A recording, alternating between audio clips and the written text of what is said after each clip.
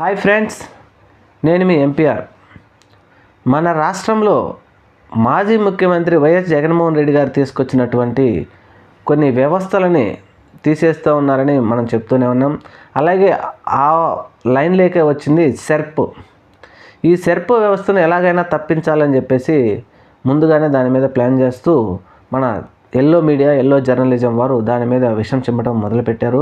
అయితే వీళ్ళు ఎందుకు చిమ్ముతారు అంటే, ముందుగా ఒక వ్యవస్థను మనం నిర్మూలించాలి అనుకుంటే ఈ మీడియాల ద్వారా వ్యవస్థల మీద విషం చిమ్మేసి ఆ తర్వాత ప్రజల్లోకి ఎక్కించేసి, ఓహో ఇది నిజంగానే ఈ వ్యవస్థ వల్ల మనకు ఉపయోగం లేదేమో అనేటట్టుగా ప్రజలు అనుకునేటట్టుగా, వారు భావించేటట్టుగా ప్రతిరోజు పుంకాలుగా ఆ పత్రికల్లో ప్రచురిస్తారు.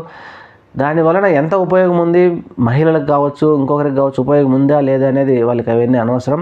ఈ వ్యవస్థను మనం తీసేయాలి, జగన్మోహన్ రెడ్డి తీసుకొచ్చాడు కాబట్టి మనం తీసేయాలనుకుంటే అది తీసేయడానికి పక్కా ప్లాన్డ్గా వీళ్ళు ప్లాన్ చేస్తారు. అలాగే ఇప్పుడు ప్లాన్ చేస్తున్నారు. సెర్ప్ మహిళలకు సంబంధించినటువంటి సంస్థ బాగా లాభాల్లో నడుస్తూ ఉంది. పొదుపు అనే పథకం ద్వారా మహిళలు బాగా వృద్ధి చెందుతూ ఉన్నారు. అలాంటి వ్యవస్థని తీసేయడానికి ప్రస్తుత ప్రభుత్వం ప్లాన్ చేస్తూ ఉన్నది అన్నట్టుగా సమాచారం వస్తూ ఉంది. కానీ ఇది మాత్రం పద్ధతి కాదు. మరి ఇలాంటి వ్యవస్థల్లో పనిచేసేటువంటి చిన్న చిత్తగా ఉద్యోగులందరూ అన్యాయమైపోతారు. కాంట్రాక్ట్ బేస్ల మీద చేసేవారి మీదనే ముందు ముఖ్యంగా దాని మీద దృష్టి సాధించినట్టు ఈ ప్రభుత్వం చెప్తూ ఉన్నారు.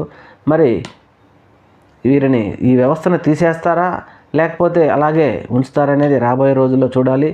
కానీ పేద ప్రజలకు ఉపయోగపడే ఇట్లాంటి వ్యవస్థను మాత్రం తప్పించకుండా ఆ పేదలకు వారి సహాయానికి చేయాలని చెప్పేసి మనం కోరుకుందాం చంద్రబాబు నాయుడు గారిని.